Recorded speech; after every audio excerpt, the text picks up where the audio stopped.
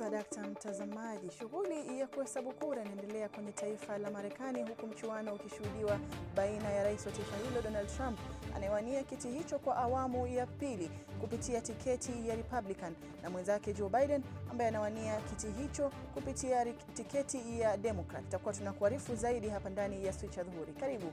Wanaonijua hunita Hadi ya Mwasiwa, na mtangazaji mwenza katika lugha ishara si mwingine bali ni Michael Maidia. Basi moja kwa moja tupate leo.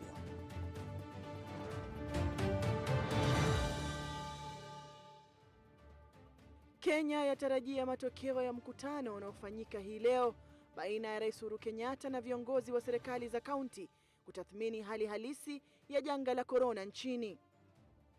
Mamlaka ya ukusanyaji ushuru nchini KRA yaweka mikakati ya kuwanasa wanaokwepa ulipaji ushuru. We were getting ready to win this election. Frankly, we did win this election. Na kwenye taifa la Marekani, mgombea urais wa Marekani kwa tiketi ya Republican Donald Trump ajitangaza mshindi kabla ya kura zote kuhesabiwa, akiapa kwenda mahakamani kusitisha kuhesabiwa kwa kura hizo.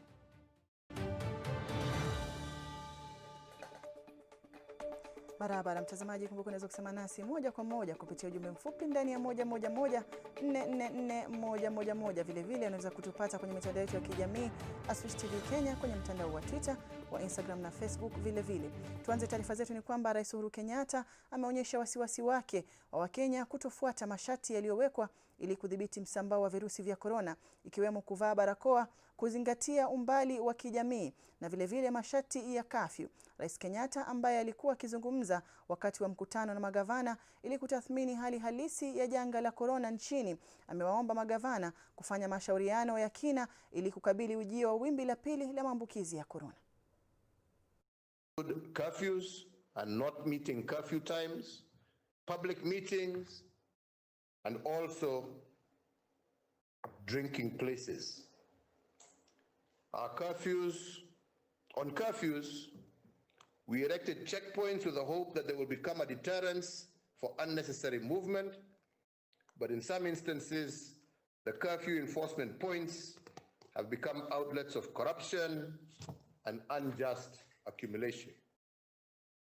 The question to this summit, therefore, is this: is there a way that the national government could have coordinated better with county governments to arrest such eventuality? Or is there a way we could have provided collective leadership to arrest the unexpected consequences of our roadside rallies and bars that have remained open beyond required timelines? Baraza la magavana limependekeza kuongezwa kwa masaa ya kafyu kutoka saa 5 hadi saa 3 na kufungwa kwa mikusanyiko ya kidini na kisiasa. Wakizungumza kwa mkutano maalum na Rais Uhuru Kenyatta, mwenyekiti wa baraza hilo Wycliffe Oparanya pia amependekeza kampeni za kuhamasisha watu kuvaa barakoa kuanzishwa kutokana na mlipuko wa wimbi la pili la janga la korona. Oparanya pia alidai kuwa uchumi wa taifa utaimarika iwapo visa vya korona vitapungua. All containment protocols developed, they implemented in their original form. All containment protocols developed, be implemented in their original form. We further request, with your intelligence, Your Excellency, that the national-wide curfew in force be varied from 11 p.m. to 9 p.m., starting at 4 a.m. for at least 1 month, until the curve completely flattens or positively rate fall below 5%, whichever is attained first. We cannot talk about economic recovery without addressing the virus. The reality of the rising cases forces us to act because Kenyans are expecting us to act to save lives. There is never a perfect time to act, but it is now. Strengthen collaboration between national and county governments to ensure that all health containment and related protocols are enforced. As county government kura ya uchaguzi wa urais nchini Marekani inaendelea kuhesabiwa kwa sasa. Mwaniaji wa tiketi ya chama cha Democrats Joe Biden anaongoza kwa sasa na kura 224, huku Rais Donald Trump akifuata kwa kura 213. Kwa rais wa Marekani, mwaniaji lazima apate kura 270 na kura zote ambazo huitwa kwa kimombo college votes 538 kutoka kwa majimbo yote 50. Uhesabu wa kura unaendelea huku zaidi ya majimbo 30 yakiwa yamehesabu kura zake. Na tukisonga mbele ni kwamba rais wa Marekani Donald Trump ambaye anagombea kiti hicho kwa muhula wa pili ametangaza kuwa ameshinda kura hizo na kutaka kuhesabiwa kwa kura hizo zisimamishwe mara moja. Katika hotuba ndani ya ikulu ya White House, Trump amesema atakuwa akielekea katika mahakama ya juu akitaka kusimamishwa kwa kuhesabiwa kwa kura na akidai kwamba kuna watu walio na mpango wa kuiba kura hizo. This is a fraud on the American public. This is an embarrassment to our country. We were getting ready to win this election. Frankly, we did win this election. We'll be going to the U.S. Supreme Court. We want all voting to stop.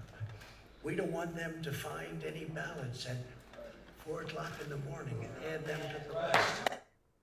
Hayo yakijiri, mwaniaji wa urais kwa tiketi ya chama cha Democrats na aliyekuwa naibu wa rais Joe Biden amesema ana uhakika atashinda kura ya urais ambayo kwa sasa anaongoza. Katika hotuba yake mapema leo, Biden amesema ana uhakika matokeo hayo ni ya uhuru na haki na kutakuwa na wafuasi wake wawe na subra wakati wakisubiri matokeo yote yatangazwe. We're feeling real good about Wisconsin and Michigan. And by the way, it's going to take time to count the votes. We're going to win Pennsylvania. But it may take a little longer. As I've said all along, it's not my place or Donald Trump's place to declare who's won this election. That's the decision of the American people. But it may take a little longer. As I've said all along, it's not my place or Donald Trump's place to declare who's won this election. That's the decision of the American people. But I'm optimistic about this outcome. Mtazamaji, ndivyo mambo yalivyo nchini Marekani na tunafahamu kwamba shughuli ya kuhesabu kura inaendelea nchini Marekani huku mchuano baina ya Rais Donald Trump na mpinzani wake Joe Biden ukiendelea kupamba moto. Matokeo hayo hayatabiriki. Mwanahabari mwenza George Manyange kutoka jimbo la Minnesota anatupatia taswira kamili ya jinsi mambo yalivyo kufikia sasa.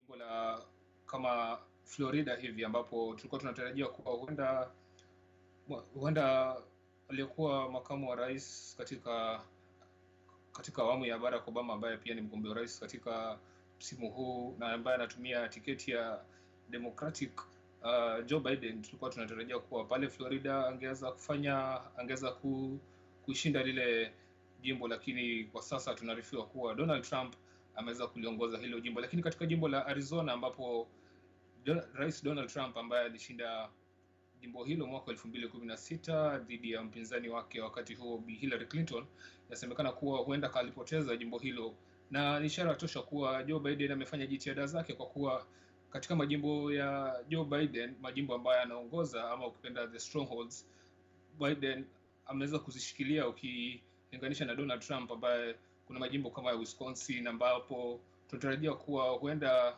kufikia kesho jioni hivi tutakuwa tukitarajia matokeo tofauti, kwa kuwa kuna kura ambazo zilipigwa kupitia posta na kuna kura ambazo zilipigwa mwanzoni kabla ya siku hiyo kufika, zitaweza kuhesabiwa kuanzia kesho usiku ama leo asubuhi. Kwa hivyo sasa ni matokeo ambayo tutakuwa tunaongoja katika majimbo hayo ya Wisconsin, Michigan, Georgia na Nevada. Tutarajie kuwa jinsi mambo yatakavyoenda, kwa kuwa katika hizi majimbo zote 4 huenda Donald Trump akapoteza 2 na akashinda 2.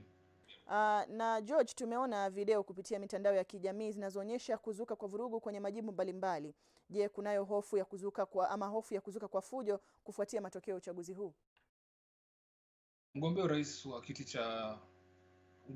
kupitia tiketi ya Democratic Party ambaye ni Joe Biden aliweza kuzungumza na wapiga kura na katika jimbo lake la Delaware ambapo alihakikishia kuwa wapiga kura wote wabaki na amani na kuwa msimu huu 2020 hali ya utulivu itulie nchini, na akahakikishia kuwa matokeo imetiririka vizuri kulingana na chama chake, na pia akasema kuwa wana matumaini kuwa huenda kupitia kesho ama kesho kutwa siku ya Alhamisi wakaibuka washindi, kwa kuwa jinsi kura zilivyopigwa wana imani kuwa wanaweza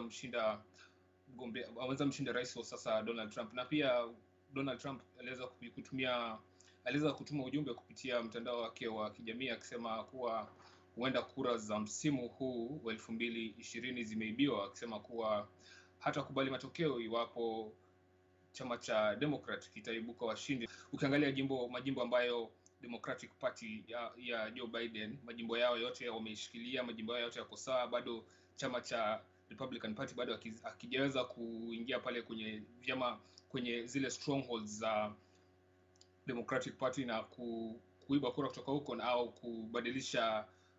kubadilisha mreno wao au kushinda kura huko, kwa kuwa Joe Biden ameshikilia kura zake sawa katika majimbo ya Democratic Party. Lakini ukiangalia Donald Trump katika jimbo lake la kwanza shapoteza ni jimbo la Arizona, na majimbo manne hapo hakika kama huenda akashinda, kwa kuwa anaona huenda akapoteza mawili. Hivyo Joe Biden ako sawa kwa sasa ukilinganisha na Donald Trump ambaye kwa sasa mambo huenda yakaribika kufikia kesho, kwa kuwa hatujui jinsi matokeo yatakavyokuwa katika majimbo kama 10 hivi ambayo bado kura za hazijahesabiwa, na ni majimbo ambayo huenda Republican Party wakapoteza au Democratic Party wakapoteza. Kwa sasa tu ni kusubiri tujue jinsi hali itakavyokuwa, na tungoje tuone jinsi wagombea hao wawili wa rais watapokea matokeo hayo, na jinsi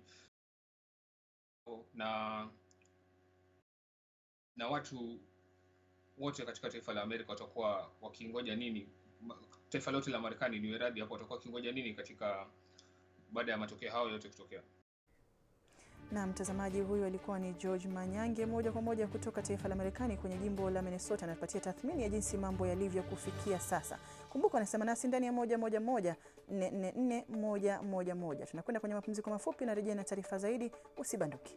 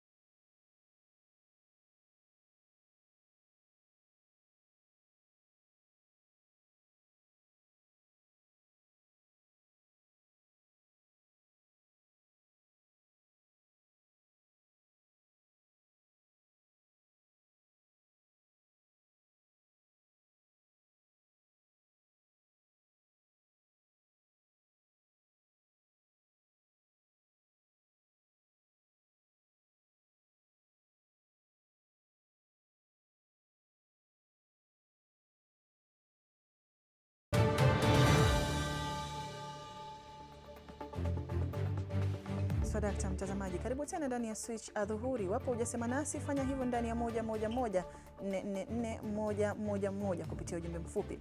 Tukisonga mbele ni kwamba uchaguzi wa Marekani mwaka huu umekumbwa na changamoto, ikiwa mojawapo ni kupigwa kwa kura katikati ya janga. Vilevile utata mkubwa ukishuhudiwa kati ya Rais Donald Trump na mpinzani wake wa chama cha Democrat Joe Biden, wakati ambapo idadi kubwa ya wapiga kura wametimiza haki yao ya kikatiba. John Kimani ni Mkenya ambaye ni mfanyabiashara na pia raia wa Marekani. Amezungumza na meza yetu ya habari na kutueleza kuhusu matarajio ya uzoefu wa upigaji kura katika uchaguzi wa taifa la Marekani haswa mwaka huu. This is the most important elections we have had in a long time in the US. How so? Because what's been going on in the US with the current president, with some rhetorics that he's been preaching, there's been a lot of hate in the US, especially for us black people. So we are looking forward to, we need to take our democracy back. It's been a different kind of campaign this year because of COVID. Because everything went to virtual. Even the presidential conventions, the conventions for the Democrats, for the Republicans, they were held virtually. Some of them were person to person, but with COVID, all that changed. Now the expectations are very different because Joe Biden is he's way ahead in all the polls. So I don't see a repeat of 2016. Right now, by tomorrow morning, we are looking forward to hearing some good news because we are looking for changes. Notwithstanding COVID-19, during Obama era, we've seen the boom in business, especially because you're doing businesses with other countries peacefully. Kwenye kinyang'anyiro cha urais kwenye taifa la Marekani, Donald Trump wa chama cha Republican na Joe Biden wa Democrat wameonekana kutifua kivumbi kwenye kinyang'anyiro hicho. Joe Biden akiongoza kwa kura hadi wakati huu, akifuatwa na rais wa sasa Donald Trump. Kando na wagombea hao wawili, kumekuwa na wagombea wengine wengi zaidi ya 1,000 waliosajili, mmoja wao akiwa ni mwanamuziki Kanye West aliyejitosa kwenye debe mwezi wa Julai mwaka huu kupitia mtandao wa kijamii jukwaa lake la Twitter. Kwa muda Kanye West alikuwa wazi kwa kumuunga mkono Rais Trump. Wagombea wengine maarufu ni Howie Hawkins na kwenye Green Party mwanamke wa kipekee Georgeson na pia wa Liberty Party.